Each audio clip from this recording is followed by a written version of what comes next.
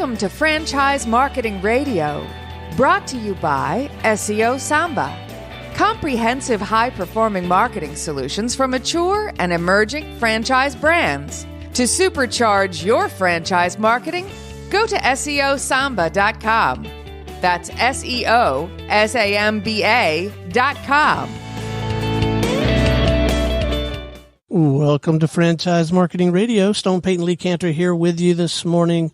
Lee, this is going to be a fantastic show. Please join me in welcoming to the broadcast co-founder and CEO with Raintree, Mr. Brent Dowling. Good morning, sir. G'day, Stone. G'day, Lee. Thank you very much for having me.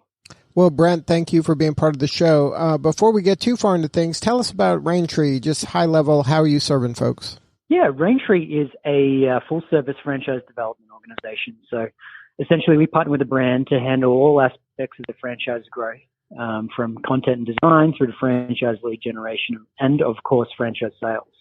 So the idea is our partnerships. We focus on growing the brand, and our partner brands focus on supporting all the franchisees, improving their model, and being the best franchisor they can be. Now, how'd you get into this business? Yeah, I haven't been in this business a whole long comparatively to many of the amazing folks that I work with. I've been doing this about 8 or 9 years now.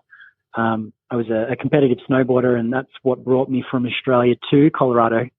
In that sport, you become a veteran and retire when you're about 13 years old. So I had to find something to do after that, and I went and worked at the UN. I put a political science degree to work and decided that was incredibly boring and really ineffectual, and went back to school, did an MBA, came across franchising, found it as a really interesting little subset in the business industry that I thought was overlooked.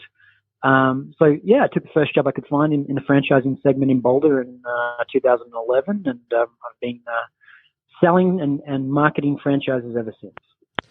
And then when you're working with a franchise and your firm takes a brand that you feel has certain qualities, I guess, that make it a candidate for your skills to help them grow it. What are the qualities you're looking for in an emerging franchise? Yeah, it's a great question. I probably speak to 2 or 3 different franchise brands every week that are looking for somebody to help guide them and help grow their brand properly. We have 4 key criteria that we really think carefully about when we're having those conversations. The first one, and we believe the most important one, is the unit level economics. Really, we dig in, look at the item 19 of the FDD, request some P&Ls, do a little bit of forensic accounting to figure out what's the true financial viability of this franchise, and what does the ROI look like for the average franchise owner. And if that's something that looks really attractive, that's obviously the first thing that we'd consider. Now, before you get into the second thing, let's dive into this first part. So what are the economics that you think are that make something attractive? Is it a gross amount of sales? It's the net profit back to the franchisee? What are the kind of the key numbers you're looking at that level? Yeah, it really varies based on the type of brand, the industry it's in, and more importantly, the investment level of it. But, if you wanted to pick kind of an average number of what we're looking for, we're really looking for something that's showing anywhere from 20 to 30% EBITDA. So that's what the franchisee's taken home after they pay the franchise fees. And then if it hits that, then it checks that box, and then I'm sure you dive deeper to the other stuff, but then you're ready for numbers 2 through 4 and the rest of your qualities that you're looking for? Yeah, that usually kicks the conversation off and finding out more about the numbers. And then 2 through 4, we will have those conversations. And usually 2 is looking at how their brand and how their model fits within the segment or in the industry. What we're really trying to figure out there is this brand unique, and can we really, in just one sentence, articulate to our future candidates or the consultants we work with how this brand is different or better within the segment that it's in? From there, the third thing that we kind of look at is their appetite for growth. We believe in growing in the right way and in growing with the right franchise partners, but in growing quickly and snapping up markets before competitors get a hold of them. And so we want to make sure that the brand is excited to grow at the rate that the Raintree brands typically grow at. And of course, 4 then really involves looking at the support infrastructure and the support team and the caliber of the support team. Really, that means is number 4 match number 3. Do they have the ability to support this growth that we'll bring in? I think one of the biggest mistakes I made on very early was really not understanding how critical that was, and in growing a brand faster than they can support it. And so that's a mistake I'll never make again, and something that we take very carefully and we really look at when we're talking about a new brand. And then when a brand is going from just being a brand to being a franchise, in essence, this is a different business at that point. They become more of a support and training organization, right? Yeah, you're absolutely right. It's an entirely different business model. When a brand becomes a franchise brand, it's an entirely different concept in itself. You're no longer, selling donuts or burgers or screen repair. You are supporting franchisees. You become a service concept, and that's something that takes most new franchise brands a little while to understand. That their key to success is not as much in the product, but in how well they can support their franchise owners and coach them and help them be successful. Now, in the brands that you work with, you're kind of taking over the business development and the evangelizing of the brand in order to help them get new franchisees. Isn't that a part of your work? Yeah, absolutely. We have to market the franchise for them on their behalf, create the interest and create the awareness of the franchise opportunity. And when we do that, when we have folks come in and get excited about their brand, we then walk them through anywhere from a 4 to 6 week education process as we try to identify if we think that they're going to be a good fit for the brand. And then obviously at the end of that process, the brand has the decision of, yes, I'd like to involve or to invite these folks into the franchise, or no, they're not for me. So we handle all of that from creating the interest to actually selling the franchise. And then from your end, are you leveraging technology and social media, or are you kind of going old school with those expos and the franchise brokers and resources like that? Yeah, I would say we're definitely a digital first company. Right now, for example, Facebook is our number 1 lead source in generating franchise leads and quality franchise leads for us. There's the efficiency factor, right? So in looking at doing trade shows and some of the more traditional lead generation channels, we found that the return on investment for those was tough to swallow. And so with digital, we found that the efficiencies there were far greater. We could bring in the right fitting franchisees on a smaller budget, and that really helps emerging franchisors.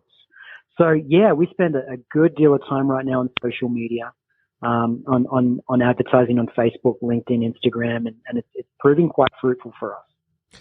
Now, because you do work with several brands, is this something where you can have some economy of scale with your like Facebook ads, for example, and because somebody that comes in might be a fit for more than one of your brands?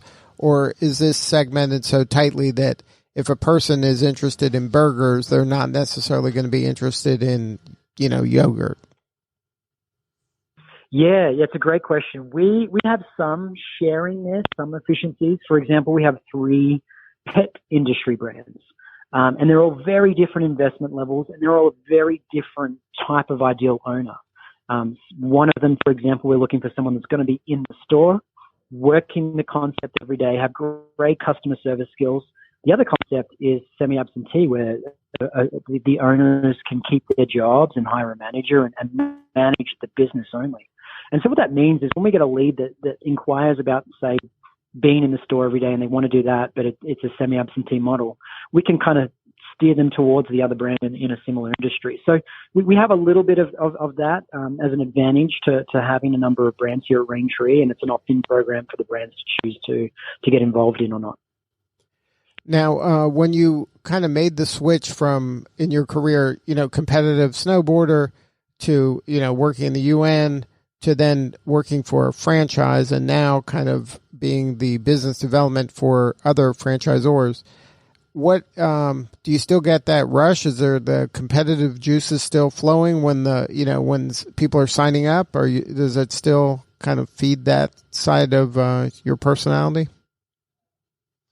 Yeah, it's interesting. I get that question a little bit more from my friends, actually, who are still kind of snowboarding and they're in the surf industry. And I got other friends that own businesses within that industry, and they look at me in this franchise industry and what we're doing, which is so different to where I came from.